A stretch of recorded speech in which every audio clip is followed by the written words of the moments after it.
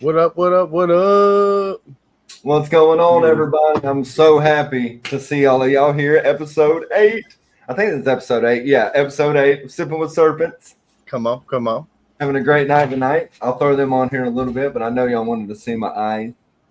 We got a very special guest. We got Tori on tonight from Tattoo Reptiles on IG. She's a keeper. She doesn't breed.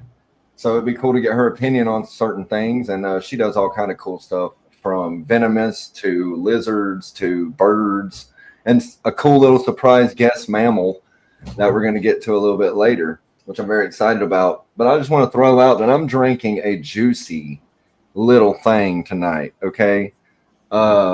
He's a juicy little thing tonight. It wasn't good until I got like the 2 down, but it's, it's juicy. What can I say? So cheers, everybody in the comments. You know me, I'm doing my normal mule. Got my mule like always. You look like a mule. Well, without further ado, we'll get Tori up on. Everybody give Tori, a shout out in the comments. Hooray. We'll get working on these comments. What's up, girl? We got your friend. We got Brooke in the house. What up, Brooke? Brooke. What's up, Brooke? Got Steph. What up, Steph? She looks like she might be drinking some wine, maybe, or something. I don't know. So I'm drinking a strawberry Rita tonight. That's you go, name. girl. And then you I go. got the tall boy to fall back on. So yeah, when things get juicy, we're gonna break out the tall boy. Hey. Come on. Tyson. Yeah, just do what Tyson said. Hit that like button. Sit It'll back. Be good for your soul. It'll make you feel better about yourself. Bray, what's up, OG? Bray. Triple OG. And we got Bray's on every one. I could say like every show. He is fucking there, bro. I know, and I got something for Bray for sure. I wish he would DM me on Instagram. This is your chance. DM me on Instagram. I got something for you, dude. You getting a call out, so you better answer. Yeah, come on. What up, Mission? What up, John? He's got his Modelo's in the World Series going, so he's going to be here. Pretty sure that's what my roommate's doing next door. I literally had to knock on the door and be like, "Hey, keep it quiet tonight, okay? Got something important going on the other side of this wall, okay?" That's right. Sippin show tonight. What up, Dickie Foster? Guys. What up, Mark? Good to see you, man. Mark's been popping in a lot more. I'm glad that we got his attention. Come on. What up, James? What up, James? He's looking at them emails every day, waiting on that shipping. Well, hell yeah. Well, we're all caught up. We'll throw them up as they go. But what's up, Tori? Good to see you. Happy to have you tonight. I'm happy to be here. Awesome. You want to tell everybody, introduce yourself, where you're from, yada yada? Yeah, I'm happy to yap away. So I'm Tattoo Reptiles on Instagram. I've only been on Instagram for like a year and a half, so just kind of hanging around, making friends as I go, just sharing my journey. As kind of like time went on, I was like, you know what, let's kind of get a little bit more serious about this and share away what I do. So a little bit about me. I've been keeping animals for about 10 years, mostly reptiles. Like you said earlier, Nick, I kind of got a little special mammal guest. But as far as like what I do, I mostly keep reptiles. I keep a vast different types of reptiles, from lizards, snakes, geckos, frogs, turtles, frogs, just kind of all of it, man. Come on. Chickens, man. My favorite game to play with people is, how many animals do you think I own? That's like the first thing that I ask people. My Let's fiance. blow up the comments. How many animals do you think she Y'all owns? let me know. If I see the number, I'll call you out. Come on. Let's do it. That's actually a good one. Come on.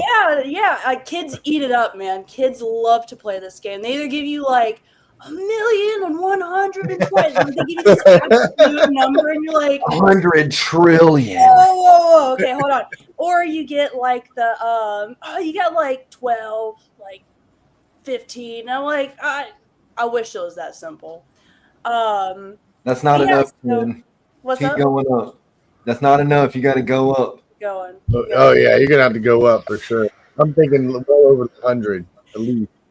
And then bonus round is if you can call out one of my most craziest animals I own before I get to the list. Okay, that's a little high. That's a little high, bro. Come on. What do you think she is, Donald Trump?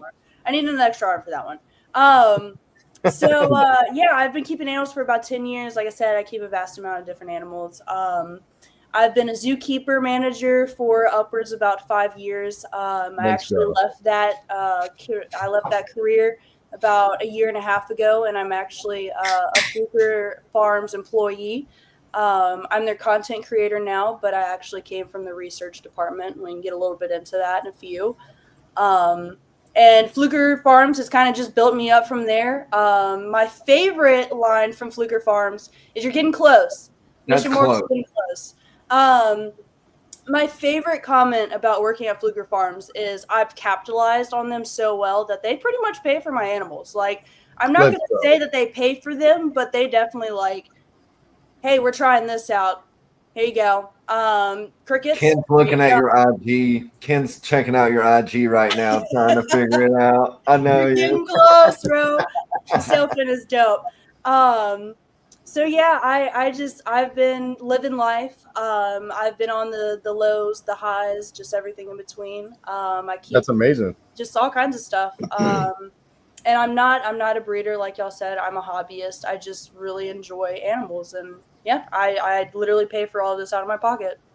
Come on. Come on. That shows dedication and love, and we love it here. But we breed, but we're definitely paying for it out of pocket as well, for sure. Anything with animals isn't cheap. I think J&S Exotics got the closest. They said 79. It's if you want to get real statistic, I want to say it's about 77. Hell yeah. You heard it here, y'all. 77. Come on. Yep. And it's all different kinds of stuff, man. Like, y'all go check her. Y'all, you've already got a few more followers as of right now. People are saying they followed you, so y'all go check out her animals and tell me you're not impressed. You know what I mean? Like, I share her stuff on IG because feel free, jump on, awesome. Do whatever you want to do, man. Yeah, it's awesome. Her stuff's really cool. It's a array of different things too. It's not just like snakes or tarantulas or lizards. It's literally, I feel like she's like wanting to have her own zoo and have every species of animal on the planet, Let's see. I think Adam Wiggins just posted like a video. He was, I got all of my dream reptiles. And that's essentially where I feel like I need my reptile shows to step their game up, because I'm pretty much like, I got it all. Like, I'm happy with what I've got, and it's a lot, but I'm so happy, and I love every single one of my animals, man. It's great. And you have exotic stuff that, like we were talking earlier, but you also have like lizards that are just now starting to hit the market and be a big thing. But you have one, and Ken said it earlier. You have a sailfin or whatever you call it. Yep, she's an Indonesian sailfin. That's right. I got her last spring, summerish, kind of around last year in the midst of the year. And what's up, Mitzi Annie? Mitzi Annie, I think that's what it was. Sorry. But yeah, I got her about mid-time last year, and she's put on some size. She's getting some special colors in. Her sale is coming in. We'll say she's not a faint of heart species to keep. She's definitely kind of giving me my run for my money, especially with the way that I keep those animals. Outside, natural light. They're feistier than they would be. My monitor, I can go outside and pet my monitor on a dreary day when it's cloudy. But if I go out there and that sun is beaming on her, she's not going to bite me, but she'll tail whip me. She'll let me know that she's she's an apex predator, and she's not going to play that game. So. Yeah. You got me in my territorial zone. Leave me alone. And it's like we were talking earlier. They love these animals, man. Reptiles in particular. If you live in the South, or you live somewhere where half of the year or more is warm, keep them outside, because even if they tail whip you, they're living their best life, bro. Like, you keep your lizards outside. Justin lives in Florida. He keeps his stuff outside, and I applaud anybody that does that, because that's the best way to be. I mean, it is challenging. Don't get it wrong. Like, don't think I can just go throw my animals outside. Like, there's definitely some lessons to be learned and some stuff to go through that process for sure. You know, like luckily, like I did pressure washing. I knew the north side, you know, gets the less sun and et cetera, et cetera. So you got to know also where you put your animals at in your yard. Also, you know, that's an important one. You're not wrong at all. And I mean, the project that I took on whenever I decided to put these lizards outside, I mean, it's a lot of studying and understand what kind of animal you're actually working with. Because I mean, even keeping your bearded dragons is going to be different than the way that I keep my iguana and sailfin, and they do cohab. I can get backlash all day long for it, but I mean, no one's going to backlash you here. We love cohabitation. Like Justin keeps his tortoises with his bearded dragons, bro. Yeah. I love cohabbing. To me, that's it's easier. Tortoise is a moving rock to most reptiles. You know, that's everybody needs a friend. Everybody needs a friend, including your reptiles. If you can cohab people, do it. Just make sure you watch them. I live in Florida. You could go down the river and see all these alligators next to all these turtles. They're not eating the turtles, you know. They're not. Capybaras and alligators, or capybaras and crocodiles. I mean, I'm sure there's a cappy somewhere in Florida with an alligator. Right.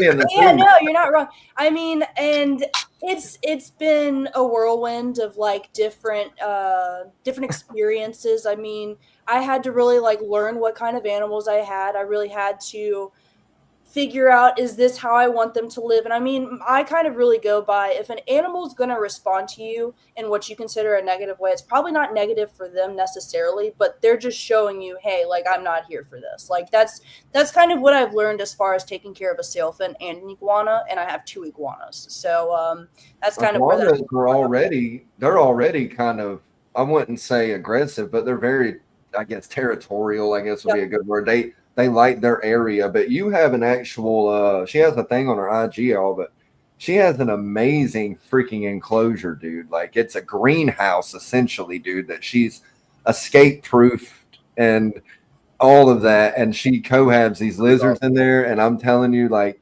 when you can walk in to your enclosure and play with your animals, that is the best. I mean, oh my God, it makes me melt. You know, it does. It really does. It's just the start too. That's my favorite part. It's just the start. I mean, I got this idea last year whenever I got the sailfin. I was like, this is what I'm going to do. And she did stay by herself for a while and kind of got used to the enclosure before I really came up with this idea.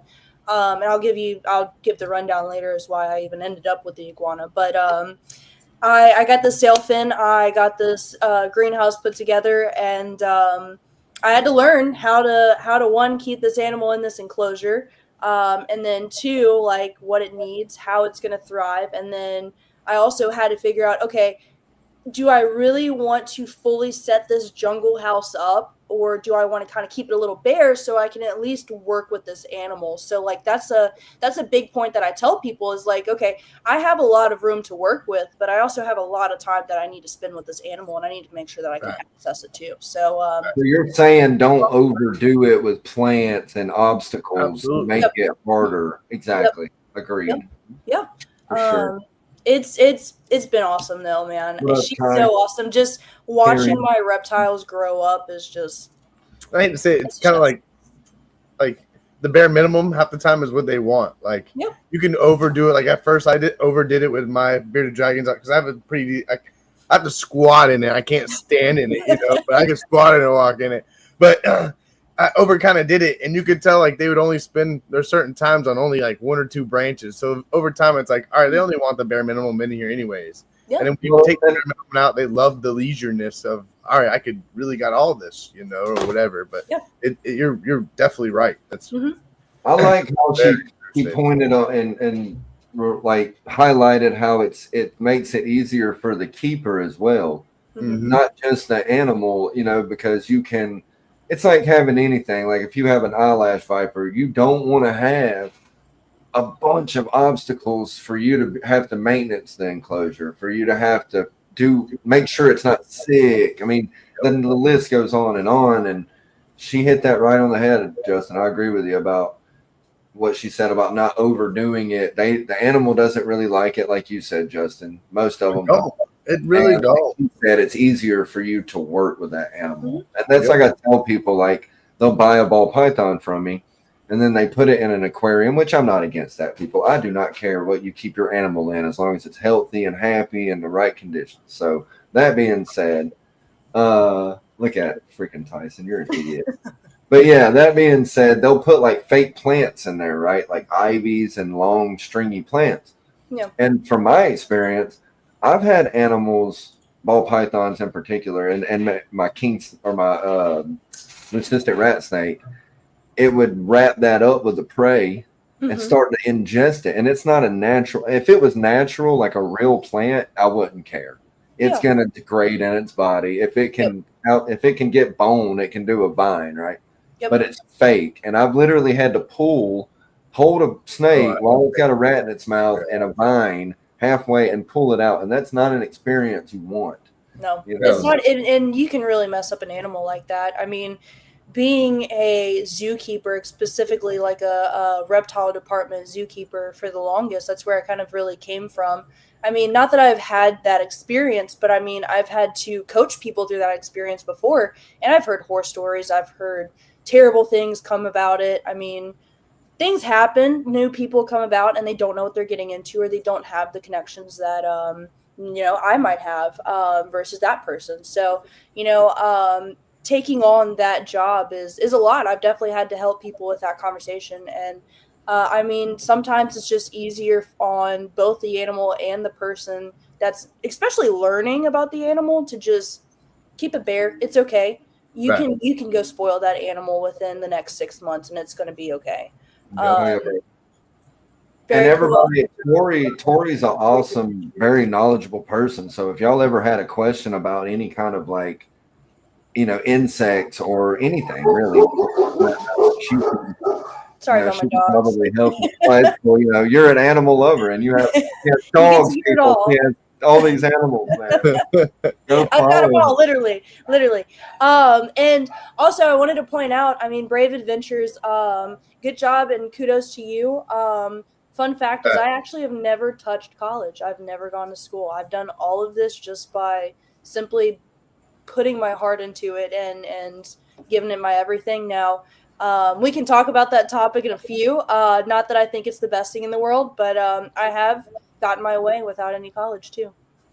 Well, then what would you say to somebody who is thinking about, because this is a good topic and we never get to talk about there. It's called dedication. Like, what do you, for sure, dedication for sure. What do you think's a good piece of advice for somebody like, maybe that doesn't have the know-how or the money to go to college, that because like Brave, he went to college, he's going to go somewhere with it 100% because he's 100%. Got that paper. You're going to be the first one to be picked somewhere exactly else. But what would you say to somebody who might not? Do you say go the volunteer route, or do you say, I mean, what's your advice on that? I mean, you can do a couple of different things. I mean, so here's my story is pretty much before I even got into the zookeeping thing, I actually was a Harley Davidson salesman. I sold Harley. Hey, heck yeah, dude. I'm talking about. I sold Harley Davidson, and I actually ended up meeting my fiance through there. Left him, went and worked for a company called Blue Zoo, which. We'll get into this whole different thing. Blue Zoo is actually a small aquarium in the mall. It's an interactive aquarium. It has its pros, it has its cons. But they were a small private company that was just looking for someone that knew how to feed this animal properly, how to light it properly, how to kind of just talk about this animal. And I mean, someone that had already kept animals for 4+ years, I mean, I had a baby sulcata, I had the uromastics, I already had a portion of what I have. So I was very much like, let's jump on it. Let's get it done. And so they ate it up. They loved it. And I started my career there. And it just blossomed from there. It really wasn't that it was a bad company. It wasn't that it was a bad experience. I've got all kinds of stories from that place. Well, it was a learning experience, right? I mean, even whether it was good or bad, we don't have to get into that. We're not about that, but it was a learning experience that was good either way, Yep. Can't hear you, Justin. You're muted. You're on mute. I was gonna say, wait. You said you were gonna say you were gonna let out some tea, right? We could hear some tea. You want to hear some tea? All right. All right. We'll talk about a little tea. Hear some tea. So, long story short, I actually was part of a snake that got loose in the Mall of Louisiana. It was a 11-foot Burmese python. It was not my fault. I was off of work that day. Maintenance crew came in, and now to give you a little bit of backstory, sorry to jump backwards.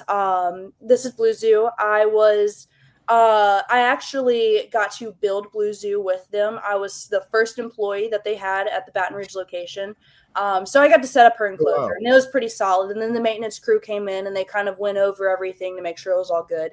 And I was off of work, and they decided they wanted to do some maintenance on the big snake tank. And like, zookeeper knowledge is, hey, you don't do work on that enclosure unless the main manager is going to be there at that time. And so I got word of it, headed into his work, and we threw her in our tub, and I was like, we're zipping it up. I'm going to sit with her until y'all are done. And manager was like, no, we're not going to do that. And long story short, Burmese pythons are very smart, if you didn't know that. And yeah, she found her way out, and I had to help them with the snake heist. Oh, let's say snake heist, the snake hiding from them. That felt like the snake heist. It was pretty bad, but if there's a way out, it's gonna find it, you know. Overall, I mean, the company took care of me. They were fine. You could tell that they're noobs, but I mean, when you get a place like that with someone that knows what they're kind of talking about a little bit, it does help the situation. I very much was like, hey, this snake is not going to be hiding behind your fridge. No. So, we did end up finding her the exact way that I called it. I was like, you're not going to find this snake until 3:00 in the morning, whenever she's most active. And that's exactly when we found her. It was 3:00 in the morning. And she was not very active, but she was active enough to be found. So yeah, this little tea, a little zookeeping tea is, yeah, some crazy stuff can happen whenever it yeah, I'm guaranteed stuff can happen, you know, especially like that. Things are going to happen like that, you know. It's exciting though, right? I mean, it's like, and you learn, like I said, you learn from it. You learn, like, for the next time how to set that enclosure up a different way, or it might, because like you said, they're all escape artists. Any animal, whether it be a dog, a bird, a snake, a lizard, if it can get out, it's going to get out. And mind you, this is easily like a 15-foot long room. Like, this is a pretty long room. So this snake has plenty of room to stretch out and zoom. It's just the snake was using its mind to escape. And that's fine. It's okay. But from someone that just jumped into the zoo world, it was kind of like, okay, this is something that we don't do. Okay, I know you tell me this is something that you don't do. Right. So, and I mean, you can find this story online. It's easy to find. It was actually worldwide news. We had people in like North Korea. That he said the Great Snake Heist, like crazy far away, that spoke like a foreign language, that actually messaged us and was like, "Can you do a news broadcast?" And I didn't, but I mean, we had people that far that was covering the story because it was so absurd. That's pretty crazy. Stuff happens, you know. I mean, you're not and that's I was gonna say, we here in Florida, we had monkeys get loose, and now they're wild here, you know. And then they did a movie, wasn't it? They had like a movie set they did back in the day here, and then a bunch of monkeys got loose. So we have literally wild monkeys here because of that situation, more or less. And I don't think that's a bad thing. Wild movie set anyway, so right. I think it was an old Tarzan movie they did back in the day or something. It was Planet of the Apes, everybody. The Florida edition, the Sharknado. Right. Sharknado. So I mean, it's something that you learn from. I mean, I've had many situations like that. I jumped from an aquarium setting to a full-on blown curator job. And I mean, you learn very quickly what you like, what you don't like, who you work for, and that's kind of what I'll put it at. I mean, I have so many experiences, it's unreal. It's definitely been a cement part of my life. Would I go back to zookeeping for someone else? Probably not. Louisiana is not the best setting for that, but I mean, for someone to circle back, let me go circle back. For someone like Brave, you will be the first pick somewhere cool. Advice-wise, if that's what you want to do, be prepared to move. If you don't have somewhere that's willing to take care of you, it's not worth it. You're going to find yourself in a hole, a void, some kind of deep pit of what do I do, what's going to be good for me versus what's going to be good for the animals. And I mean, I've had to deal with friends that have gone, the animals are going to die. And I go, no, this person bought these animals. They're not going to let these animals die. It's okay. Like, you need to take care of yourself. So, I mean, someone like Brave, good job. I'm very proud of you because the world needs people like that are willing to Come on. They really do, and that's a good way. We do need people like that are dedicated to spend their money to go to school to make sure that they can give an animal the best condition it can have. I mean, cheers to you, Brave. Hey, represent the home team, baby, for the animals. You know what I'm saying? Sure. I mean, yeah. Barnhill is also. What's up? Well, you have to be very well versed to work at a zoo, correct? So, like, you work with venomous stuff, all kind of mammals. Is that where, at the zoo experience, is that where you learned your venomous kind of messing around, or is that later in life kind of thing? So again, back to Blue Zoo. I mean, I'm taking care of the same animals for the most part every day, which is everyone's dream job for the most part. Like, everyone dreams of that. And that there's nothing wrong with that. I was taking care of the most gorgeous green street python, the most gorgeous panther chameleon. I was taking care of a huge sulcata, gorgeous berm. Like, I was living the dream. I was and getting paid for it. Because anybody can go to a zoo and work, but it's usually voluntarily, and you're not getting paid for it. So yeah, if you can get paid for it, that is the dream to all of us. You know what I mean? So I mean, it was the dream. I was living it up. I gave about 3 years of my life to it, and I mean, I even got to experience traveling out of town and going to open a whole nother one because I liked my work so much the first time, and I was such a rookie the first time. I was like, man, I know about these animals, but I mean, setting up a zoo and an aquarium is a totally different thing. Like, how did I even get here? Last week I was walking dogs for my neighbor, and now I'm running crocodile exhibits. What is going on? So I mean, again, it's a very small species zoo, but I mean, I was setting up enclosures for stingrays, for these black-tipped sharks. I mean, I built a whole shipping container for these guys. Yeah. And speaking of aquatics, go to customaquariums.com for all your aquarium needs. But yeah, continue. We actually Blue Zoo used custom cages for their aquariums at some point. So I will give you a 10 out of 10 because I did love the enclosures at the time. They're nice, right? Yeah, and even while we're on it, the custom cages enclosures for like your mammals or birds and stuff, or even if you wanted like a beautiful setup in your house, they got you. You know what I mean? I hear you. So yeah, I mean, let's see where I was at. So.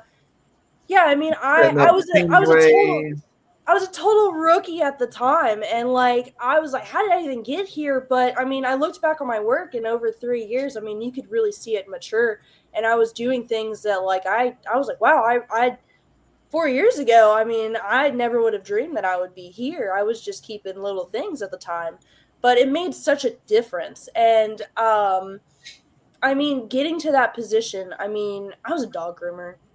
That was as far as that went. I really just struck gold with this position, and I took it and ran. I marketed myself. I started, so I was reading that comment, but I took it and I ran. I started marketing myself. I started talking with more people. I started joining conservation groups. I started looking into more like certifications that I could take. And that's really kind of where the venomous thing started taking into place. Was I went, what is the next best thing that I could do that could kind of enhance my experience? And it was venomous snakes. And Louisiana does have some pretty decent laws on venomous snakes. I mean, they're going to be banning cobras here next year. But I mean, I got in touch with my friend Gabe, and at the time he was like, yeah, let's get it done. And it was about 2 years of us kind of talking back and forth until we really settled on a time. But I mean, I went one summer, actually I think it was springtime. I went one springtime, and I loved a bit of it. Yeah, it was like cottonmouth. Yep. Yeah. Just wanted to show everybody you're not BS and you play with hot, you know what I'm saying? I played with them as kids. And it was kind of dangerous, I'll tell you. Just a little bit. I mean, people call me crazy all the time about the venomous snakes. They're really nothing crazy. I've dealt with feisty. Well, there's one picture on here. Like, what is this one here? Let me see. So do you mess with a cobra? I'm kind of intrigued. So you messed with the cobra before? Have you That's a handled little hog nose. Yeah, I've messed with cobras before. Spitting cobras. So that's a hog nose. Okay. Yep, It kind of looked like some kind of viper when I first seen it. So you don't do the whole, I'm gonna hold this snake. No, I'm not crazy like Bennett. I do like watching Bennett's stuff. It's exciting, right? In South Carolina or something like that. He's pretty cool. But no, I don't really do a lot of the free handling stuff. I actually do not own any venomous snakes. I've been told that I can totally get written off for them. I've got more than a few people that are willing to do it for me. But I mean, just with my space, what I keep, I mean, I'm a busy person. I'm a pretty busy person. So you're responsible, you know, you understand, yeah. Yeah, and you're not doing it for the views, you know, the height. Right.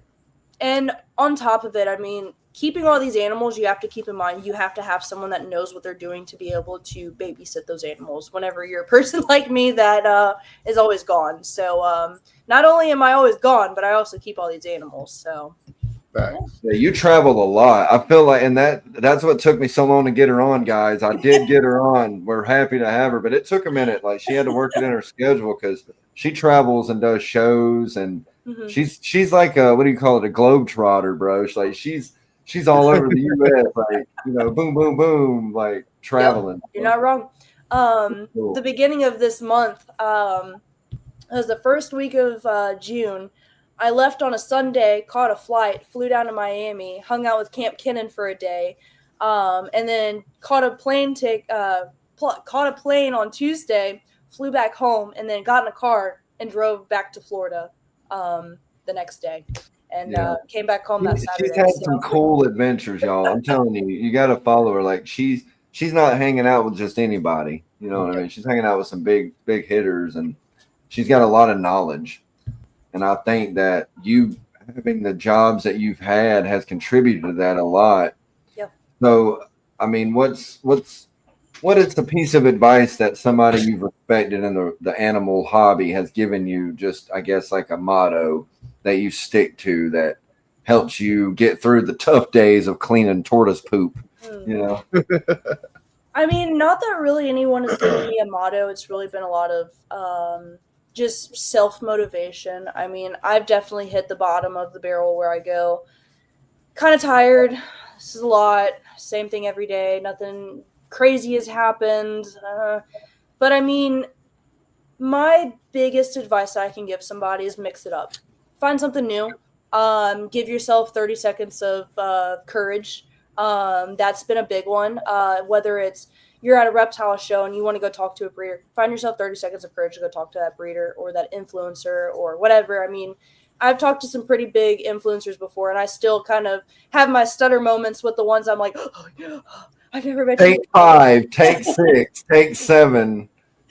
So yeah, I mean, not that I've really had a motto. I will say the one thing that Camp Kennan had continuously said, if you're a watcher of him, he says this until he's blue in the face, but he'll always say, I regret getting 2 acres of property. I always wish I would have got 5 acres. So, as I land shop, I'm always like, 5 acres is it, man. That's apparently the gold number. It's just enough to have a little bit of everything. His property is so nice. Like, I mean, it's so cool, you know. Yeah. And we can talk about that as we kind of get into it. But so we want to keep going with the job story. Is that interesting enough? I mean, I'm kind of excited to see if you have any like lizards or anything at your arm's reach that we can see. That's what I'm really interested in. She's got like a wall of tarantulas around her, but it looks like some tarantulas behind you for sure. Tarantulas. I don't expect her to pull those out necessarily. And they're mostly slings. I don't have any reptiles that are within arm's length, so my reptile room is actually outside. Not that I just keep reptiles outside. You know what we can do? You're more than we can throw a commercial up, and you're more than welcome to go. We also got this too. If you want to grab some, that's it. If you that's want. Cool. Okay. That's her with Mr. Kennan himself at his little pond. But check this out. This is really cool too. That's cool. Yeah. That's See. Cool. I mean, the experiences you have, even the diving, you know, I mean, look at this. Like, that's awesome. You know, so follow your dreams, people. If you think that you can't be a zookeeper or a influencer or whatever, this is one of my favorite animals she has. Real dragon. Yeah. Let's go. I got him for $3.93. He was a donation to me. I literally had a friend that went, "Hey, I'm downsizing. I want someone that I can trust with this lizard. Take him." And I had a catio that was open at the time, and I rigged this catio up to where, because they're very fast lizards, so like they're more than likely to bang their face up. So I rigged this whole enclosure up to where like he can't bang his face up, but he's got so much climbing space. That's cool. He can kind of stay up high. He's in the way, like I can see him. I don't have many obstacles, but he's comfortable enough and has all the lighting that he needs. And he gets natural lighting too. This is macaw. So, that's her self fan right there. My little girl. That's cool. That's Morgana. Yep. Okay. Yeah, look how beautiful these birds are. I don't know if that's yours. Yep, that's her. That's Sammy Bird. That's a beautiful macaw. Gorgeous. Dude, it's very pretty. Yeah, and I noticed you wear gloves. Like, if nobody really noticed tonight, but our background, hang on. How do you do just the background? Hang on. I fucked up.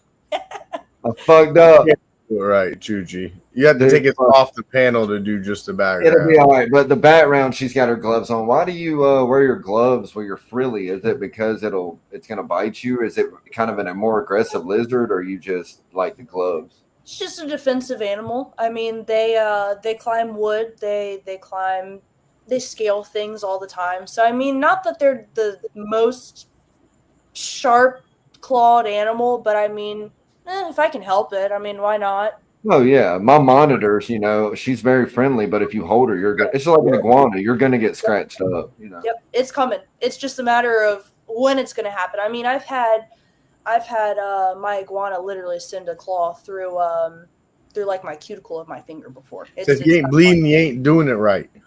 You're not wrong. You're not doing it right. People are like, why don't you clip the nails? And I'm like, have you ever tried to clip a water monitor's nails? Right. Like, let me watch you do this, bro. Let's go for it. Tell me how it's done, bro. No, I don't want to do that. Yeah, no. And I mean, oh man, this is a bit gory. You want to hear a little gory story? Hey, we're gory. Okay.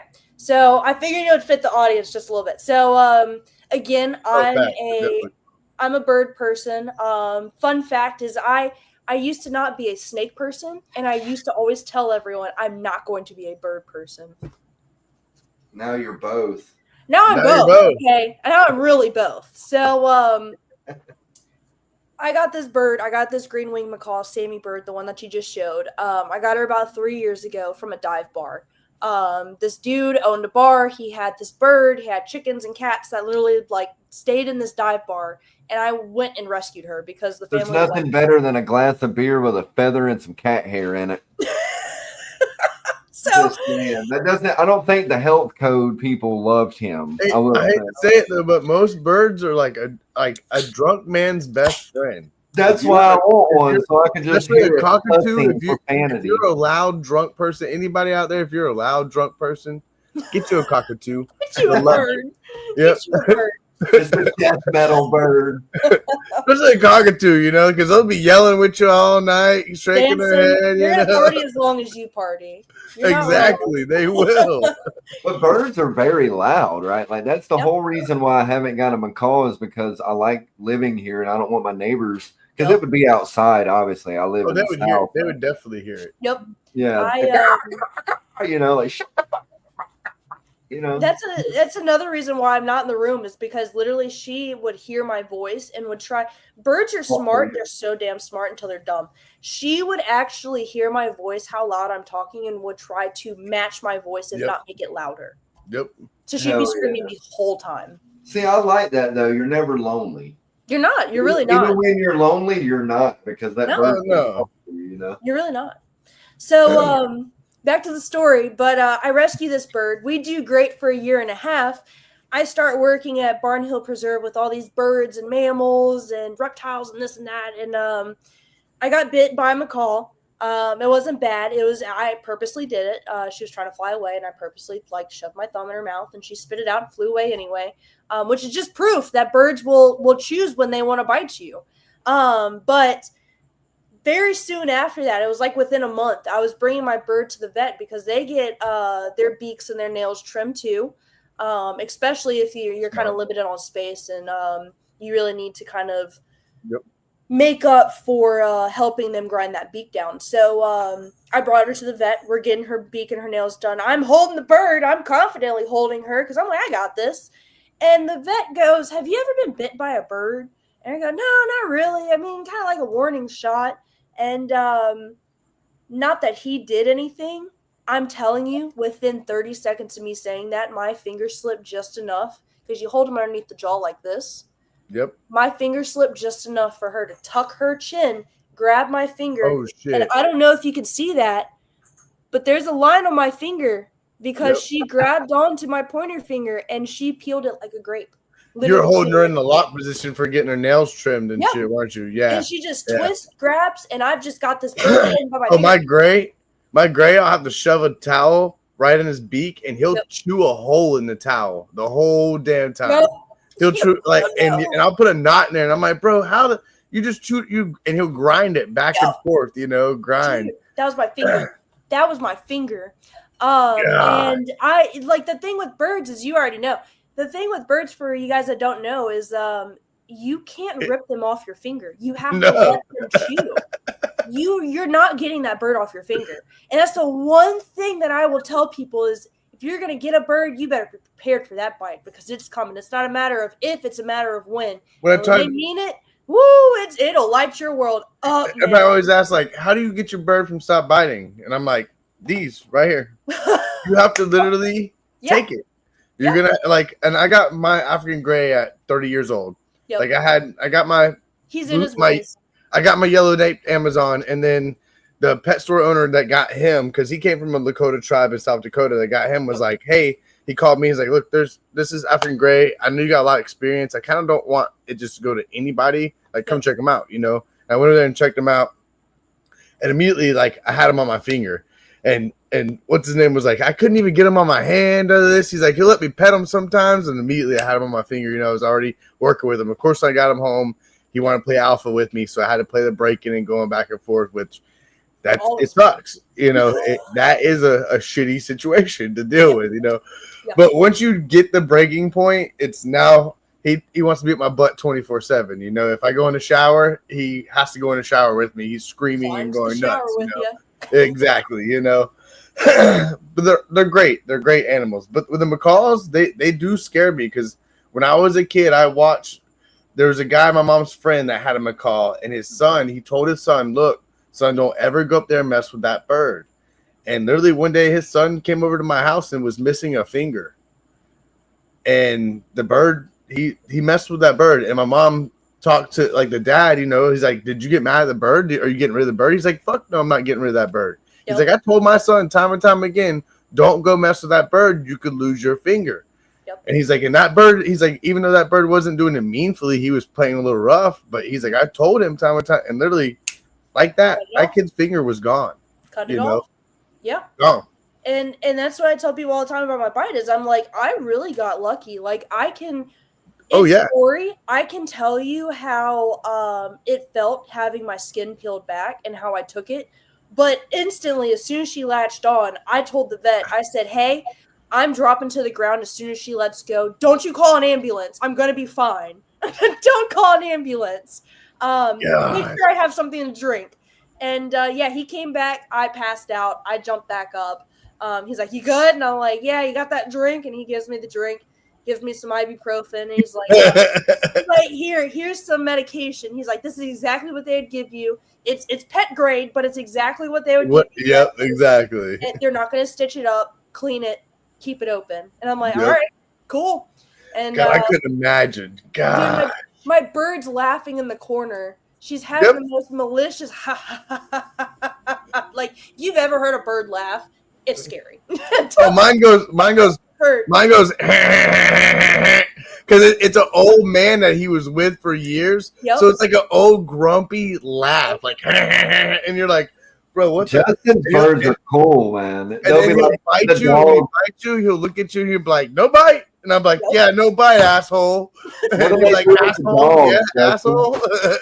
Justin's birds tell the dogs when to go use the bathroom. Yeah, he'll tell them to go out. Come on, you want to go outside? And he'll get on the ground and go to the back door and and turn around and be like, come on, let's go outside. And look at the dogs laying on the ground and tell them, come on, let's go outside. And then when I tell the dogs to come in, he'll tell the girl dog, come on, girl, let's go. Come on, girl. That's awesome. No, he's intelligent. He's 30 years old, so he's got a vocabulary. I took him to the vet the first time. Was the craziest experience. I don't like me to keep going, but the crazy experience was my vet, Dr. Colbert, was giving him shots. And this is the first time I really learned he had a sailor's mouth. Gave him some shots. I wanted to do the blood test, see if he was a male and all this stuff. Yep. So Dr. Colbert gives him shots, turns on his chair, and he's like, fucking asshole, fucking this. That's what I want. That's what I want. Old man's voice, you know? So it's like, sounds like an old grumpy man just mumbling and cussing his ass off, you know? I've always wanted a bird I can take to PetSmart that's going to cuss people out and they can't get mad. And I could just.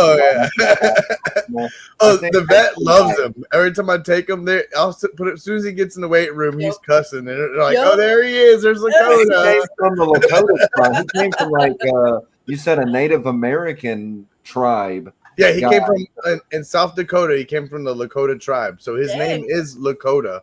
So he came from the Lakota tribe in South Dakota. That's pretty dope. That's pretty dope. And I think his chest, when I took him to the vet, I was really worried because his chest had a lot of muscle mass loss. Yeah. So you could see his chest bone. So, but he's very, if you look at him, you're like, damn, very healthy bird. Like, even when I took him to the vet, he's like, for 30 years old, I've never seen a bird come in here look this good, but his muscle mass looks kind of weird. Yep. And what we came to figure out, because he had a clip on his wrist that I've never seen before, and it had a hook latch or a clip hook, you know? Yep. So when I got him to my vet looked it up. He's like, you know, that's an old flight training hook is what he had on his wrist. Dang. And he's like, I'd be careful taking him outside because you don't know what movements you could have, and he could take off, and you don't know what calls to have him to come back if he was flight trained out there on the truck, because he's a tribal bird. So I'm certain you have a lead? Probably let him fly and come back, and let him fly and come back. And he quit flying over the years because the old man he watched pass away, and I ended up getting the bird afterwards. So he pretty much watched his own owner pass away, more or less. That's pretty cool. That was very awesome of you to do that, for sure. You know, you know, greatest bird. Animals are going to outlive you. 90%. The animals we play with, people, you know, dogs and stuff, you're good. But like snakes, certain mammals and birds, especially birds, will live 50, 60 years or more.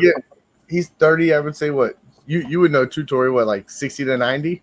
Yeah, you can get anywhere between 60 and 90. It always depends on the background and like what they've been fed and like how they've been kept and stuff. Because birds are kind of like mammals. They catch things so easily. That too. They can really be thrown off the moment they get moved. And that's a good piece of advice too. If you're planning on keeping exotic animals, not just snakes, but I mean, especially when you get into the birds and mammals and stuff like that, you need to make sure you have a good vet. Like where I live in Alabama, we don't even have a snake vet.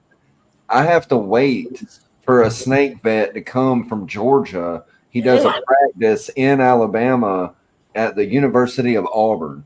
So, and my buddy does crested Mike, you know, Justin, you know, Mike that does the crested geckos. He has problems with some of his cresties, like calcium stuff, and he can't find a vet. So it's like, you really need to look at that too before you're like, oh, I want a tiger, or I want a freaking, you know, a boa constrictor, or anything really for that matter. That's not, because it's hard to find a bird vet in Alabama. There's like 2 in the whole state that I know of. I'm sure there's more, but for the most part, it's like Mobile area, like around the coast, and then like where the colleges are, you know, because we have like a big horticulture or whatever you call it, like animal play. Like the University of Auburn is all about zoological stuff, herpetology, all kinds of. So that's where you take that stuff. But I always tell people like, it's not cheap. It's not cheap doing it No, through not the cheap. college. It is definitely not cheap. But Really, because our college here is actually cheaper than going to vets. Like my Really? dog, my dog had had free. because I went to Gainesville. My dog had a persistent right aortic arch. Okay. So, which is his esophagus. It's pretty much closed at a certain part. So I had to take him there, like when he was a puppy, and they did pretty much. They open his ribs and everything, use it for a class, and like my vets in town, it was like 4 weeks out. My vets in town are like $15,000. I took it up there. They charged me like $2,000 and was like, we're gonna use it for a class and students, and and then they gave us like a video of it and everything, which is pretty cool. Like, and they're like, watch the ribs. When we open the ribs as a puppy, it's like rubber. Like they'll just expand back. So when they open the ribs, it just went whoop, right back when they were done. Like it was pretty cool as a puppy. But that's insane. That makes you look at your animal totally different. Some French bulldog stuff too. No, that was actually my lab. That we found him in the middle of Okay. the street in front of my house. He's lab pit bull mix, but yeah, that was. Yeah, I went everywhere. Man, I was gonna let the little fella die. I was determined to keep him alive, and we kept him alive. Labs are those dogs, though. You fall in love with a lab or any kind of hunting dog like that. You know what I mean? Like, but that's crazy because, friend. like I said, our college is cheap, homie. Like literally, but it's a drive. It is a drive. Yeah, you drive. A lot of colleges that have a horticultural or a agricultural or anything like herpetology place, like Auburn, they will do it for free because they'll do it for the credits and the experience. Now, you know, you do have college kids working on your animal, but they're being supervised. So for the most part, you're straight. But the waiting list, because you're not the only person in that state that has these animals. You might think you are, but you're really not, you know, and it's pretty amazing. But they have a list. So it's hard. And hit or miss. Yeah, I hate when people have animals. It makes me sad when they have an animal that something's wrong with it and they can't take it. Like with snakes, right? Like if your snake has a respiratory infection, and like I tell people around here, there's no vet.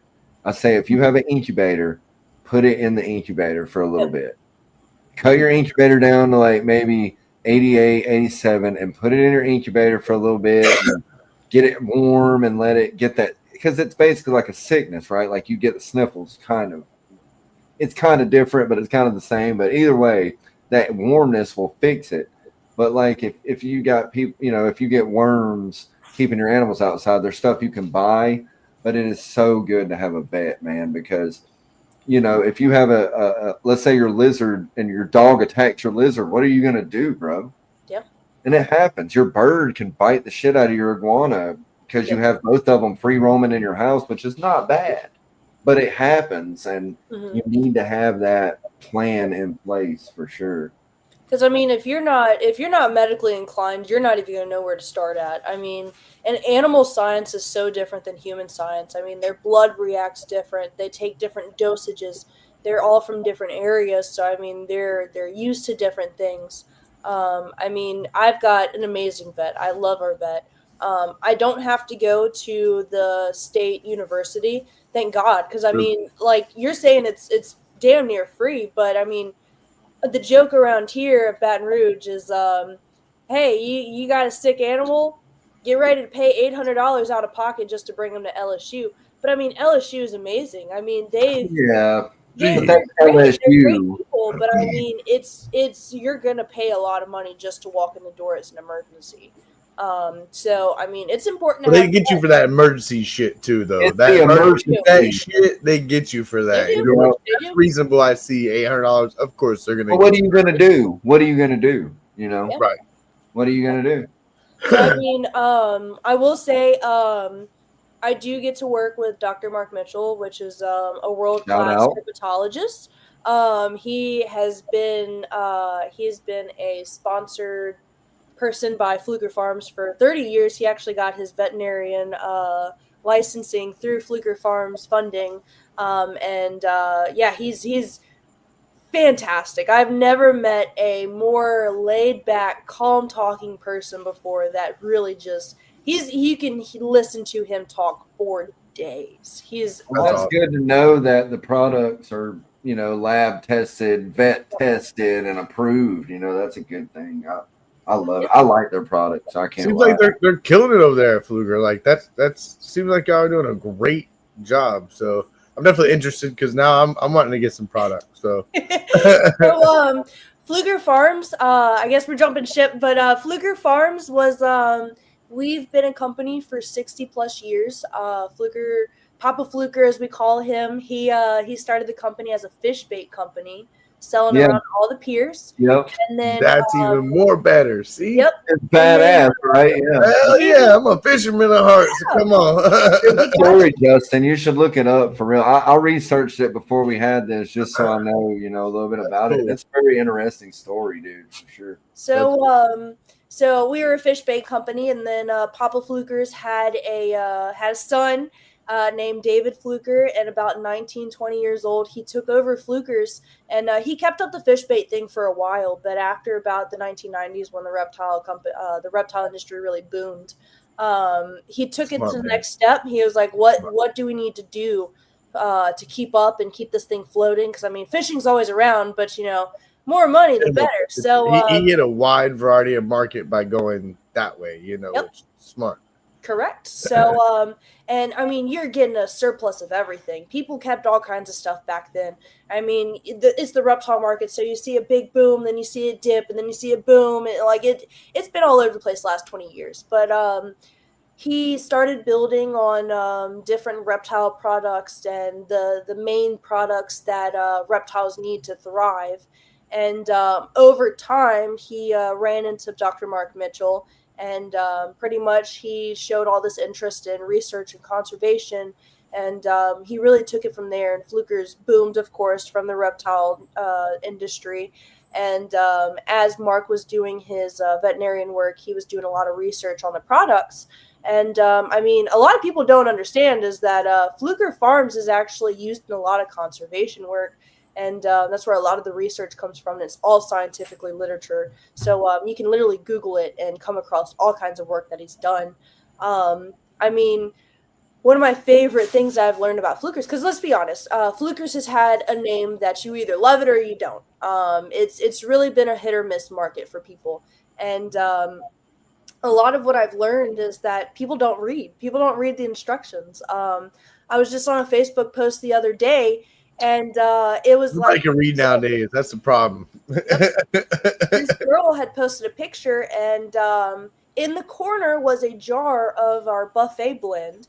And if you don't know what it is, it looks like Red Hot Cheeto Puffs with a mix of dried bugs, freeze-dried bugs. And on the back of that label, it says you can serve it as a dry pellet or a wet pellet. And in the comment of the Facebook post, these people are dogging on her for just feeding it to her isopod.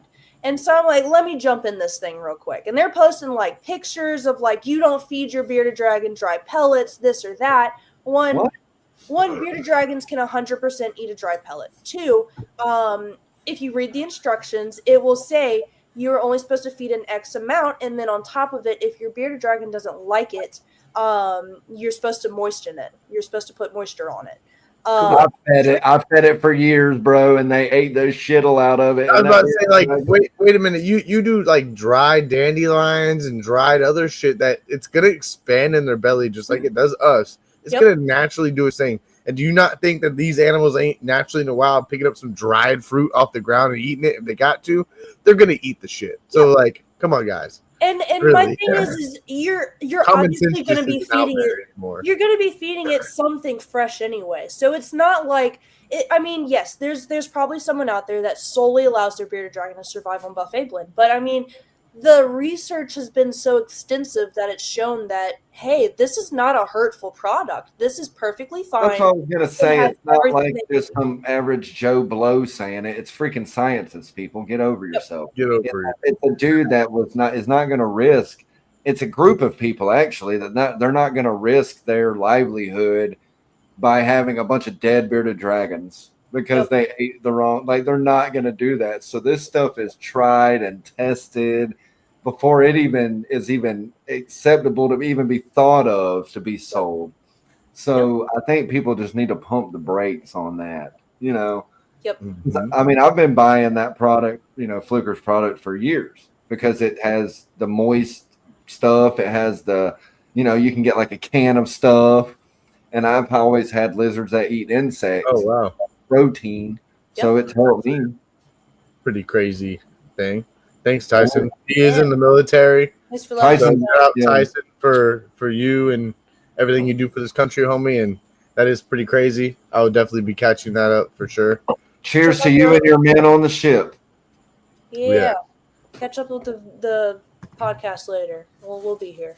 But yeah, I mean, people just don't read things. I mean, I've had weird questions regarding like we have different calciums. We have flavored calcium. That's like the biggest thing that people are like, oh my gosh, and I'm like, it's gotta be a good thing though. Like you have animals like my buddy Mike, the same guy that has the calcium problem with his freaking cresties. I'm gonna tell him about what you said because he might not know that because his animals won't.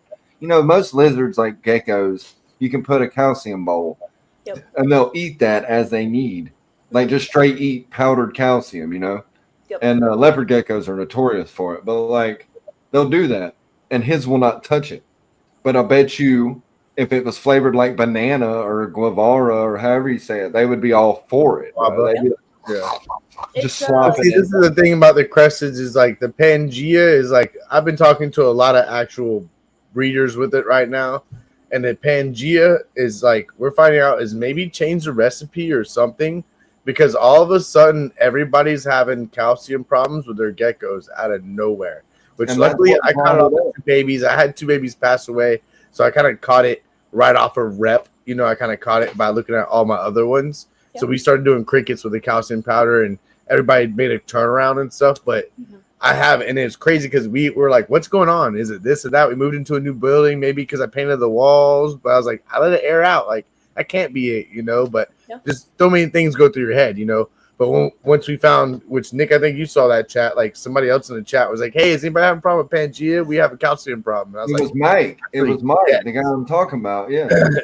So it's like it's being a big thing right now. I think Pangea might. So anybody out there that's in the chats or listening, if you're using Pangea only with your crested geckos, be careful. Might want to add a little bit more calcium or throw some calcium in that mix. Go down to flickersfarms.com and check out their flavored calcium. I mean, you never know. There you go. Check out some flavored calcium, We've got crested gecko food too that have the insects in it. See? See? Yeah, we do. Look, Kurt. It's a big jar. Maybe I'm going to have to quit the Pangea and have to go somewhere else. But I think that's a good, like you were talking about flavored. I think that I don't know why people get so mad about stuff like that. Like just because it's different, bro, doesn't mean that it's bad. How could that possibly be bad? What's bad about it? Yeah. What the hell? It is what it is. Like it's all natural products. It's all been studied. It's not the end of the world. Yeah, okay, yeah, your chameleon might not need that flavor, but I mean the picky bearded dragon might need that. The crested gecko might need that. It's okay if it doesn't fit your plans. It's okay. You can keep going with whoever you're working with. But I'm just telling you that not everyone is who they say they are, and that's where I'm going to leave that at. But I mean, it is what it is. We're all reptile people, and we're all opinionated. We've all had our own experiences, and that's okay. That's cool. But you have to understand the product before you judge the product. You really different experience is the best way to learn. Yep, you're not wrong. If I do something that Justin doesn't do, this is how we work. Like this is my homie right here. If I do something that he don't like, he's gonna tell me, and vice versa. Yep. But we still respect each other, and we'll still like for instance, I use moss for my egg boxes on my things, and a lot of people don't like it. But it's like instead of getting mad about it, just think about it from my perspective. Like maybe try it. Take an egg out and try it, bro, because you never know. I mean, like if I'm having your new favorite thing, it might be I love it, but people are so stuck in their ways. And if we couldn't evolve, what are we doing? You said moss for your chicken egg boxes? Do I what? You said you use moss for your egg boxes. So you're talking about your chicken eggs? No, not with chicken eggs. You eat them, bro. They don't last. No, I'm saying like for my ball pythons, I'll put damp moss around the eggs, like later in the stages. Okay. And especially when they're shedding, most people will put them on a paper towel. I flood that box with moss. and keep all my hatchlings together in a box in my incubator until they shed out. And people hate. But that's the thing, Tori, is you're not going to please everybody. There's always going to be a hater, bro. Like, to me, that's going to hold moisture and good. They're going to need that first shed is like, to me, like important to have that like moisture. Well, they don't like it because it's something that they don't do. A lot of people use moss. I'm not the only one. I learned it from somebody. I've used it before. So, and the thing is I feel like you should never stop learning. If you're the kind of reptile keeper or mammal keeper that feels like you know it all, this is not the place for you.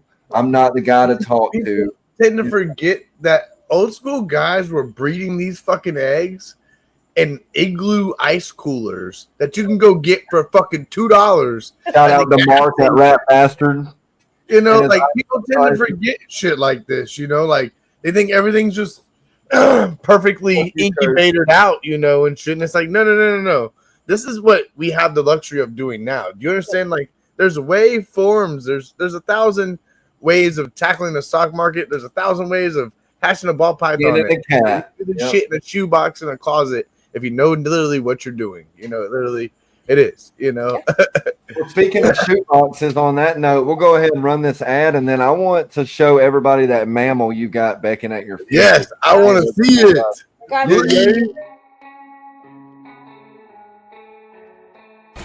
Vision Products has developed the slotted stainless steel Versa Rack, the best rack at the best price. The slotted stainless steel Versa Rack allows you to place multiple overhead light and heat sources above your breeding tubs. Couple this with optional Vision heat cables to also provide an underbelly heat source. Each pin of the rack design, making it modular, affordable, and easy to assemble. This design avoids expensive welding, yet maintains rigid strength and durability. Countless hours of design and prototyping led to the perfect end plate design to make the rack strong, easy to assemble, and keep manufacturing and shipping costs low.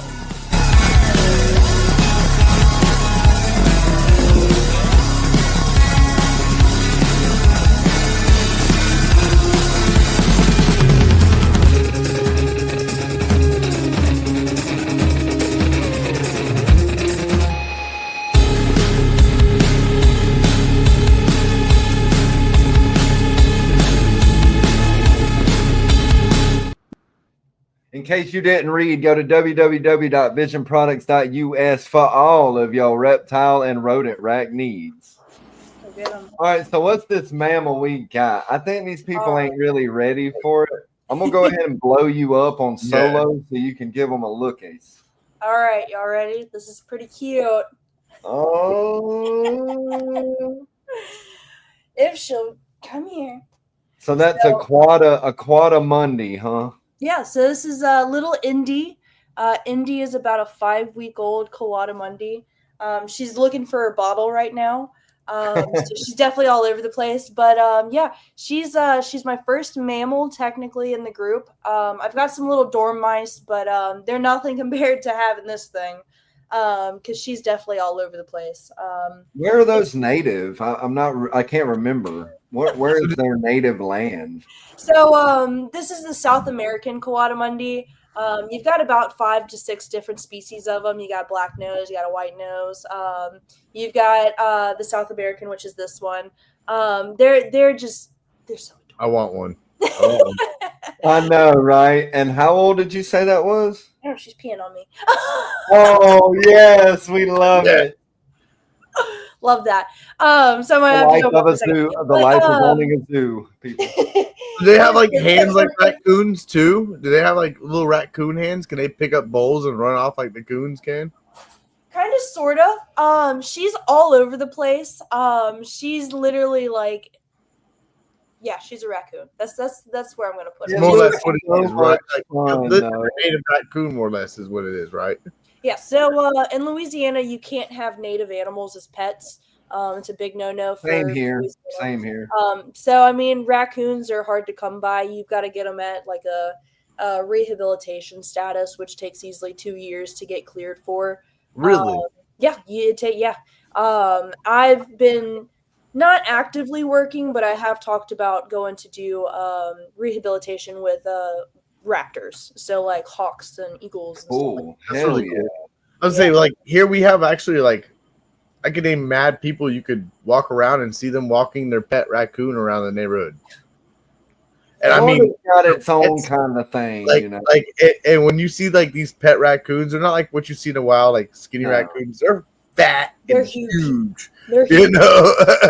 Well, if you was eating high protein dog food every day out of the dog's bowl, you'd be fat too. Like Tyler, he Yeah. got a raccoon and he lives in Florida, and you can have them, but you definitely got to have a permit. You can't. A raccoon is not something that you can just have and not have any kind of permit for It's it. a popular How does thing that here. work for the It's definitely a Quantum Mundi? Do you have to have a permit for that because it's not native, or no? Nope. So you don't have to have a permit for them.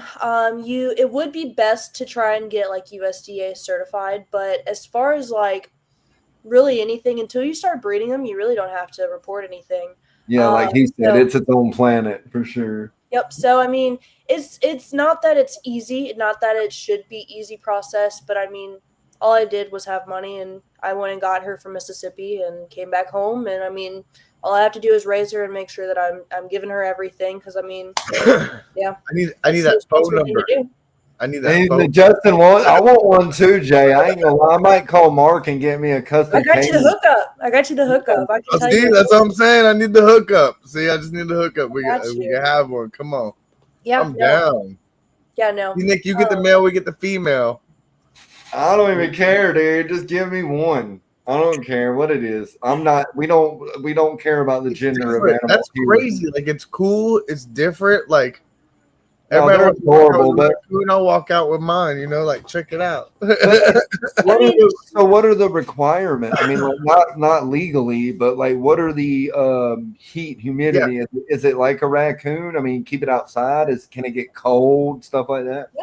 Yeah, I mean, keeping mammals is totally different. I know this is a reptile podcast, but I mean, keeping mammals is totally different. You have different parameters you have to meet. You have different enrichment that you have to meet. Variety of meals. I mean, I'm going to give my bearded dragon as much as I can, as much different variety as I can.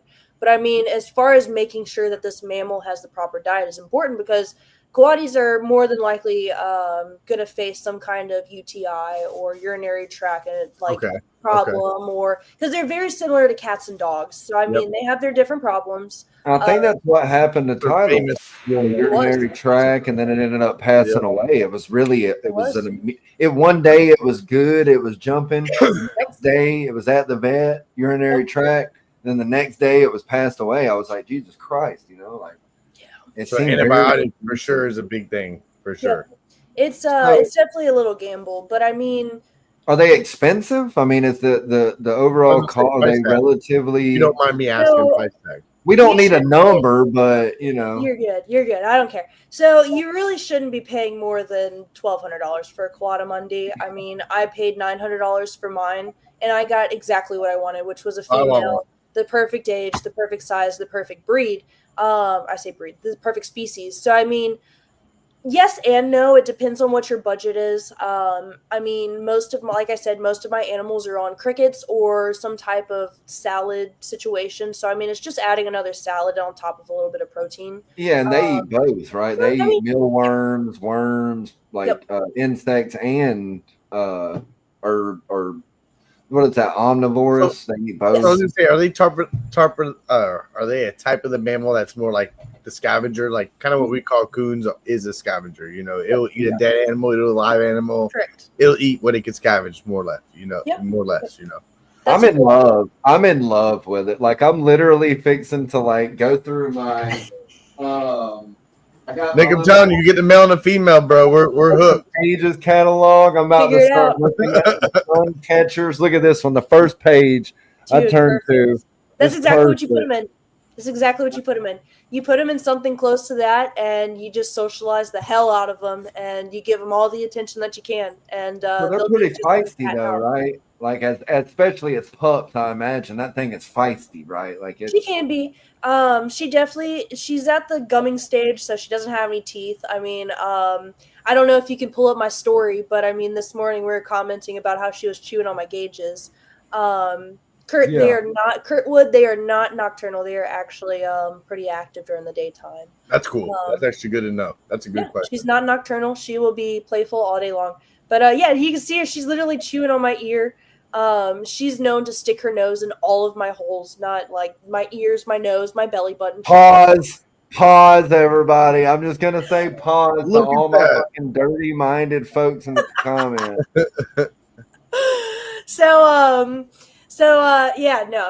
Having a Kawadi, it's a lot. Not that it's especially that young. Well, you travel a lot, so do you have to take it with you? Because it has to be bottle fed, like you said, like every so many hours. How's that work? Yep. So right now she's on the teeter of every 4 to 5 hours, being at the 5-week mark. Over the course of the next couple weeks, we'll kind of fall back into the 5-6 area, and then we'll kind of go up to the 6-7-8 area, depending on what she wants to eat. Because you definitely don't want to overfeed them. But I mean, like I said, zookeeping. I socialized myself to the point where I literally have a zookeeping friend that has the experience, and I go, "You want to watch a baby for me?"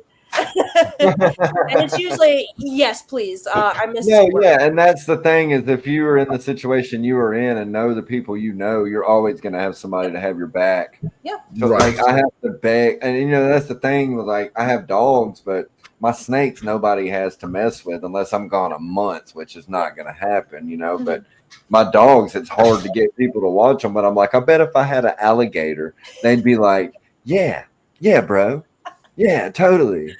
I'll come throw some chicken in there. Yep. And I mean, you got to make sure that person knows what they're doing because they're a liability just as much. I mean, my house insurance doesn't know that I have a Coatamundi. Don't know if they would like that. Well, I'm sure they're not watching this, but if you are, you're in good hands. So yeah, not that it's expensive. It's really going to depend on like your budget, what you really have to work with. I mean, but you want quality. I mean, you're going to pay for quality, right? You want quality. You don't want to pay $200 for one. Nope. You don't want to. Nope, 100%. I made sure that she had parents that were socialized. I got to see the parents. I made sure that she was lifetime warranted. So like I can talk to the breeder right now about any questions I have. And if he doesn't know, he's got connections. So, I mean, you kind of want to make sure that you're in a really good spot with all of these people that you're buying animals from. You want to make sure that you don't have any red flags going on. I mean, now my next question is like shipping. Does he work out with shipping the animal and like work with because I know there's like with dogs and stuff, we could reach out to people that literally will pick up the animal and bring it to you damn near. Does he work and do stuff like that or no? I mean, he's definitely traveled before. He's out of Jackson, Mississippi, I want to say. I say when you said Mississippi, I was like, that's a good little distance. All right, so check this out, Jay. I got an idea. I live in Bama. I'm halfway between y'all. You get him to bring it to me. I'll bring it to Daytona, to Jacksonville before Daytona, and you're straight, dog. Look, I'm about to sell this man 2 bottles.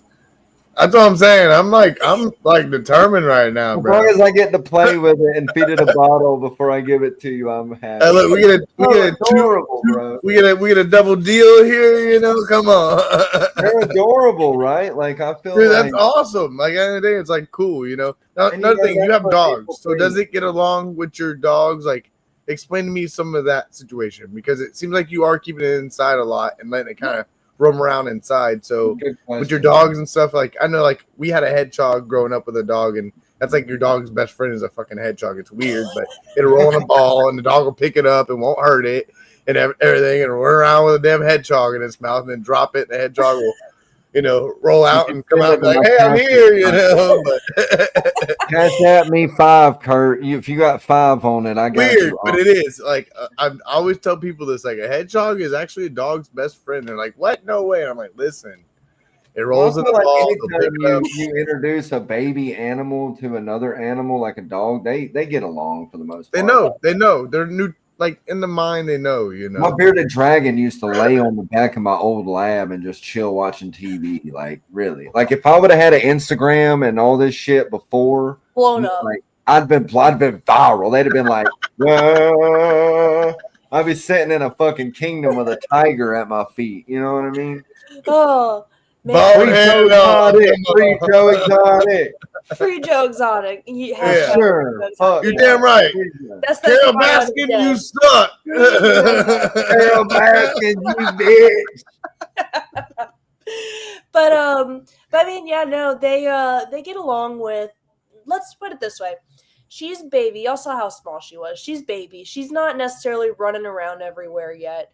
So she's definitely out and about though. She's in a kennel. She's literally in a dog kennel with ferret tunnels and cat hammocks and like just all kinds of things. Living it up. Living So, I it mean, up. Bro. she's living it up. She can see the other animals. The other animals can stick their nose in and smell a little bit, but it's safe enough to where they're not necessarily interacting with each other yet. But I mean, it's going to come. Coatamunis are very social. Man, they're known to stay in groups of up to like 40 females and babies. So, well, I mean, if you look at Tyler's video, close to Tyler getting a Nolan, he's prairie got a dog. raccoon that plays with prairie his dogs are wiener terrible. dogs. You know, I was his gonna wiener say- dogs and shit, they play with his baby raccoon. Like, they protect it, and Yep. the baby raccoon will be biting the face, and those wiener dogs kill his chickens and other animals that he has, but they leave the damn raccoon alone. So I don't know, you know, it's like, it's weird. Animals are very weird, and I love that you got a Coatamundi or a raccoon that is best friends, or a bearded dragon that's best friends with a dog. Like, are you kidding me? Like, that just goes to show we can all get along. Yeah. We as people can do this. Like, if they can do it, we can do it. We got this. We But got you it. know, you're 100% not wrong. I mean, these animals, they're known to be social. I've got a little ball in my hand. They're known to be social. They're known to hang out in large groups. They're known to get along with dogs and cats. So, I mean, That's cool. not that it is made for everyone to get one, but I mean, it's more than manageable. If you know what you're getting into, if you know what you're doing, if you really have the want and drive. And the money, let's be real, because it's money. I'm expensive. kind of asking because, like, I came close to getting a prairie dog, and then once I learned like the amount of damage that it could do to you and your other animals, I was like, "That's not happening. I'm good. That's not happening." Yeah, you know, A little And bit that's of thing smart. That's and, smart. and it's a little animal you wouldn't think. You wouldn't think, but this little animal could tear you up.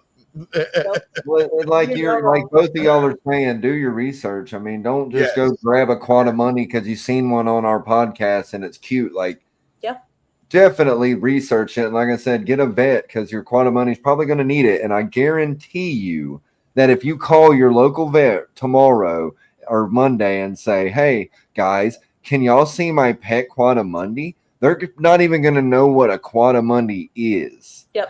So I recommend Bear would, but he would love me. He'd be like, "You got one of those?"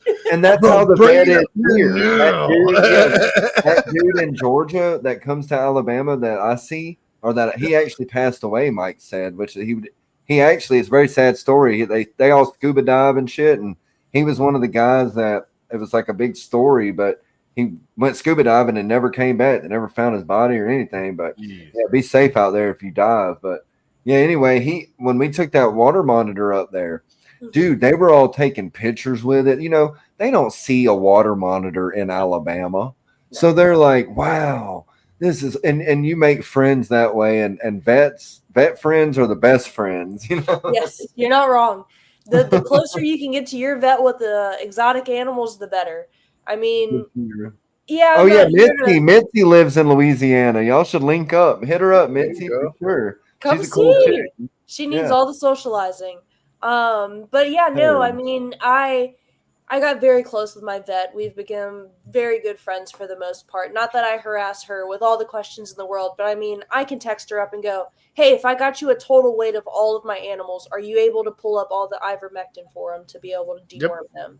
And she'll be able to do that for me, and she'll understand my needs because she knows I have all these animals. And then on top of it, I mean, I knew her background. I knew where she came from. I knew where she got her license from and her degree from. So our vet will give us extra antibiotics, every damn thing. You know, like, oh, you got snakes? He's like, oh, I threw an extra 10 or 15 on there for whatever else do you think you need, you know? They hook it up.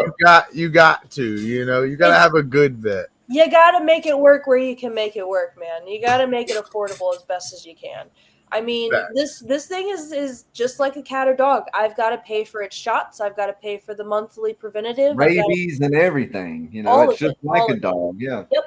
That's what I can put is like closed mouths don't get fed. Like like you're saying, become friends with your vet, because like, especially when you let them know you have 70 something animals or you're breeding a bunch of animals, they're going to be considerate of that because they know the amount of money you put in and the hard work it takes. Yep. And if they especially see that you take care of your animals and love your animals, you're going to get that good back on the backside of it. You know, guaranteed you're going to get that. And another thing you'll realize, like a lot of vets that are exotic vets anyway, they keep these animals too. Like the vet that I went to was a hognose breeder. He bred hognose and ball pythons. And when I took my ball python in, when she was egg bound the first time, he was like, dude, it's not that, like, just chill out. Cause I was freak out, you know, like, first of all, I got money invested in this. And second of all, I don't want the freaking animal to die.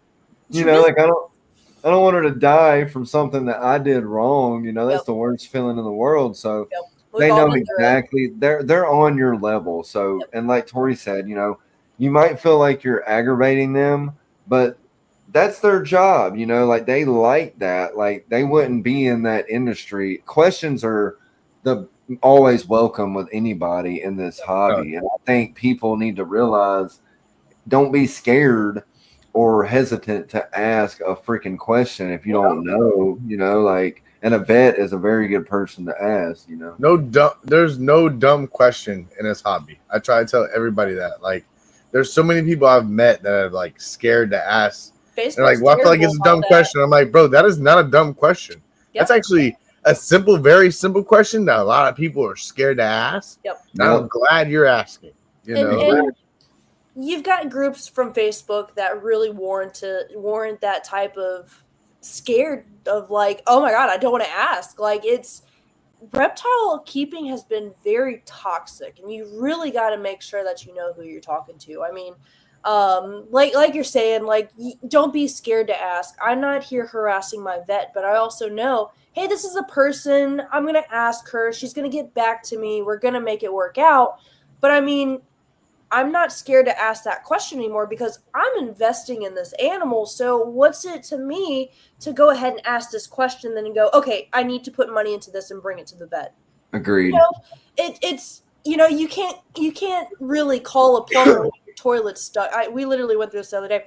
Our toilet got all clogged up, and we called the plumber out, and he comes out and charges us $200, and then goes, you could have bought a snake and unclogged that thing for $20. And you know, your vets are not here to do that to you. If you really market yourself with your vet and make it a good, healthy connection, they're here for you just as much as, you know, you're here for them. That's a great piece of advice. I will say, you can point out the vets that are like, when you go the first time and you got your dog some flea meds, and the first time it was $60 and the next time it was $100 the next time, then you obviously know clearly it's time to go to somebody else, you know. That happens. But be smart, people, when you're out there and you are dealing with these vets, because you can pinpoint the shit too, you know. I mean, you work for a zoo, you know, them bills will get, just because you're a zoo, they're gonna give me a hefty bill, and it's like, well, they're gonna give it their all. They're gonna give it their all. I work off a charity half the damn time. What the fuck? So where did you say? What parish did you say you lived in, real quick, for Mitzi? Just so she lives in Ponchatoula. Yeah, whatever. Siri would say it that way. Siri loves to miss. Look, Siri's actually coming up on my phone right now. So shut up, Siri. We didn't ask you. I live in Denham Springs or Baton Rouge. Denham Springs is really the one that's kind of more known. Baton Rouge is just vastly known. But yeah, that's where I'm at. So link up. Let me know. Mitzi, Tori's an awesome chick, man. If you can catch her when she's in town, you should link up. That being said, we do have a couple minutes left. We usually go in about an hour and a half. I'm definitely stoked that I had you on. And people, when I get the opportunity to have Tori on, I'm gonna take it. So I hope that y'all see her more on here, because her stories, we could literally do this for 5-10 hours. I need to hear more.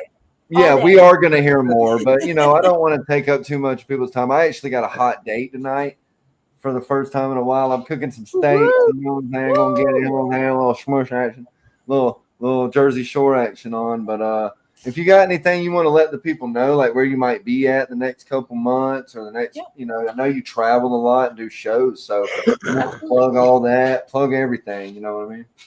Yeah. So first of all, thanks for having me. I'm welcome to talk anytime. I mean, like you said, I can literally talk all day long. That's how I make most of my friends, is just sharing my experiences overall. I mean, that's really what life is about, is sharing your experiences.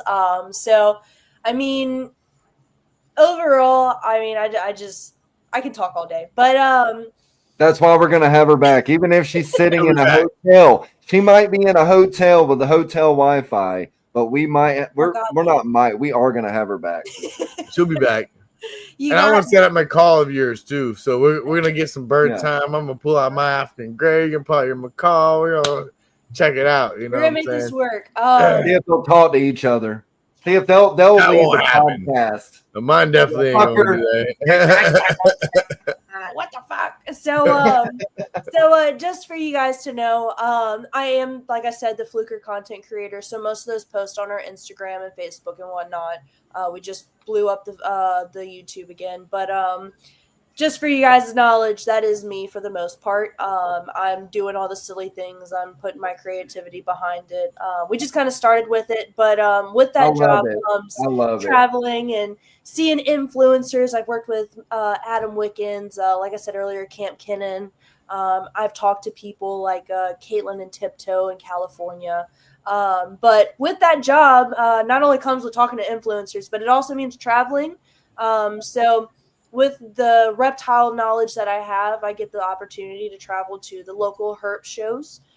If you're from Texas, Louisiana, I think it touches Arkansas and Alabama. I'm not 100% sure. I know Mississippi. We have the herp shows. They're based out of Texas, but I do the local ones of Louisiana for the most part. So I will be at the Slidell show. I want to say it's July 19th, or give or take those few days. It's around mid-July. And what's the name of that show? You said it's called the Herp Show? Yep, that's what it's called. Well, if you ever do come to Alabama, let me know, because I'm looking for show bookings, and I'd love to get together, drink a beer, for sure. Absolutely. And this year's just the first little bit of it, but not to brag, not to yap too long, but Flukers is kind of being sponsored by Chewy right now, so we're going to most of the NARBCs for the most part. So you'll be able to catch me at Dallas show. You'll be able to catch me at St. Louis. You'll be able to catch me at the LA Super Show in Pomona, California. That one's going to be dope. Y'all be sure to catch my lives and any stories and posts that I do. I'll be perched up with Adam Wickens at the Chewy booth for the most part. The LA Super Show, is that KG's? KG's Bomb Project? Because I know he's been throwing a show in LA too, I believe. I think the one she's talking about is like the big conglomerate. Oh, okay. Huge. Like, it touches easily 40,000 people. Oh, wow. And here's what it is. The reason why it's so big is because they do a reptile show in one building, then they do an aquatic show in another one, then they have a plant show. I know. And then they do a bird show. So they have four different shows that go on at one time, and each That's one pretty dope, dude. And we do have some people from California watching this, so if y'all get a chance, go hit up my girl Tori, dude. I'll be there, man. I'll be recording.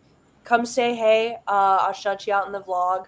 But overall, yeah, that's where the next one's going to be. I fly out next Friday to go to LA, and we'll be there Saturday and Sunday all day. LA woman. Come LA woman. Your free strawberry banana calcium. We all know we need it. But yeah, that's where I'll be. If y'all have any questions or anything, y'all want to link up or anything, any of the people in the comments, let me know. I'm all about getting to know new people. If you've got a place you recommend, I'm about that too. Reptile shows, eating, drinking, anything, all about it, man. We're gonna be sipping. We're gonna be sipping. We're gonna be sipping. Everywhere's got something different. So yeah, and I appreciate all the followers too, man. That's I appreciate it. Sure. I think you and Mitzi are gonna become friends. Let's go, Mitzi's a very big supporter of. She's been a big supporter of the RWO, the LMK, anything we do, and that everybody does. Really, I mean, you can go to anywhere. She's on it. I love it. Hell yeah, dude. Well, everyone needs that type of person. I'm about it. They do. She's the heart girl. She's the one where you do the hand heart. My heart's kind of drunk, I think. Look, I'm a girl. She does it good. That's a good one. Okay, there you go, Mitzi. Yep. I might be 25. I might have been born in 2000. but I'm a little versatile. Damn, you were born in 2000. I was born in 89, bro. Yeah, I'm a 2000 baby, man. That's the last thing y'all get to know about me tonight until the next show. I'm a 2000 baby. Show, just turned sure. 25 on last Friday. I'm a Friday the 13th baby. You are? That's awesome. That is awesome, dude, for sure. You said no, so you're not going to the Pomona? No Pomona? Yes, I'm going to Pomona. That is where it's called. She's young. You're young. Oh, I'm a baby. Don't worry, I'm a baby. I just got my little legs.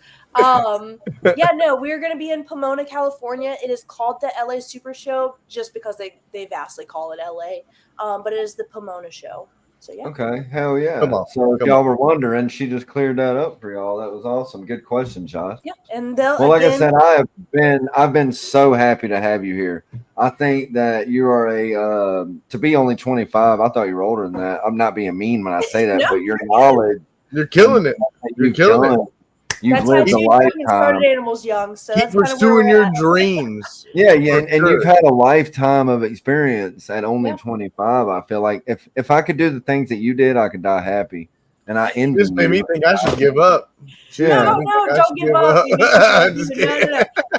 Listen. Next time I come on, we can talk about dart frogs. We can talk about all the don't worry. Next time we'll have an array of. I'm going to deep dive into your deal. I'm going to do some questions to stump you, to try to get you to stump you. So that's your task. That's your homework. I know, right? Commenters, y'all can come up with a question that will stump me. I will literally befriend you. You'll be my best friend. I got you. Yeah, we got you now. It's happening. Good questions about me, about animal keeping, anything. Give me some questions. I love it. And y'all in the comments, hold her to that. Don't just think it's for the show. Message her on Instagram. Comment on her Instagram. Approach me in person. I might tell you I got to think about it for a second, but I'll come up with something. I got you. No, I've been talking to Tori for a while on Instagram. Ever since I really started my Instagram, she's a pleasure, man, and I'm thankful for you as a person, as a reptile keeper in the hobby. I think you do a lot of good with the content you create and your message, which is it seems like we should all just love the animals and get along and not care about the bullshit. Absolutely. And always put your animals first. Justin, what you got to tell everybody? I know you got something about something. It's always the speed humps, bro. It's what I always tell everybody. Like, those are just speed fucking humps. Get over them fucking humps. Keep going over the road. Look, after those humps, the road always gets solid. You got this. You're good. So at the end of the day, keep pushing them projects. Thank everybody in the chats for coming out. For sure. The main dude of the show. I'm the co-host. I'm the main dude, if you didn't know. I should call him the co-host. I feel good calling him. Hold on. Co-host. You're the host now. There you go. My co-host. But no, Nick, of course, and Tori, thank you for definitely coming out. I've learned some great shit tonight, and I want to keep learning. So please do come out on the show next time. I definitely want to learn some more because, like, the mammals you got, like the birds you got, like everything. I want to learn some more, like tarantulas. Like, I can get my old lady on here so you and her could talk tarantulas because she'll get to there and go all day long. She fucking loves them. So I want to learn more. All kinds of stuff, dude. I could talk all day. It's ridiculous. I know, and that's why I'm saying you gotta come back on the show. I feel like this is like a scratch of the surface type deal. We gotta get. Hey, when do y'all want me to come back on? Y'all let me know in the comments. How soon do I need to come on? It's like y'all gotta get me on so I can put it in my schedule because I'm Hannah Montana over here. Got to live the double life. So I know, right? The double. Y'all let me know in the comments when y'all want me to come back, and me and Nick will work something out. We'll get me. We will definitely work something out, and I don't think it should. I hope that it's not just a 1 or 2 times. I mean, I'm talking about maybe once a month. I feel like I want to get her knowledge because she's constantly moving, constantly learning. Yeah. Y'all gotta watch this thing grow. Y'all gotta watch the baby grow. Oh yeah, for sure. And she don't just learn. One more time. She's not learning from just anybody. She's learning from people that we all respect and we all look at as, not. I don't want to say mentors, but in some way we do look at these people that she associates with as mentors. Look at that. That is crazy. I know, it's a cutie pie. She's such a lucky person to have that animal. Like, frig, man. You go to sleep with it at night. You put it in the bed with you. You lay there. Oh, you know she's got a kennel next to my bed. And everything. She's very loved. Thank you, Mitzi. Yeah, no. Alex would be sitting there every night, like by the cage. She'd be like, "I'm taking it to work with me." I'm like, "No, you're not." She goes to work with me. I kid you not. She goes to work with me in a bubble bag and everything, man. No way. Yes, I'm dead serious. She has a work kennel. She gets to live. It's like she's with me all the time. All the time. My lady does hair for a living, so she has her own little booth. So she would let it just run around the booth with her all damn day. I'm telling you. Literally, that's what they do. Yep. Oh my God. You can't even be saying this shit on live because as soon as she's probably in there watching it, I'm gonna go inside, it's gonna be game over. I'm sorry, man. You're gonna own a coati by the end of this, but you gotta keep it responsibly. That's it. Oh yeah. Once you see it, I'll show you our outside animals. Nick can vouch for me all day long. You can check my animals. Give me a tour with you next time I'm in Florida. I got Come on. You're more that being said, y'all stick around for the next episode where we have Tori on. Come on next week. Next Saturday, we have Chimera on. Chimera is going to be a great episode. Tyson from Black Lagoon Creatures is going to hang out with us too. So y'all stay tuned for that. The LMK show Tuesday nights. We got the RWO on Thursday nights. We got Thunderdome on Saturday before the Sippin show. So y'all make sure to do that. Go give Tori a follow. I know y'all are following my Choochie right here. But I appreciate everybody for coming out. And we'll see y'all on the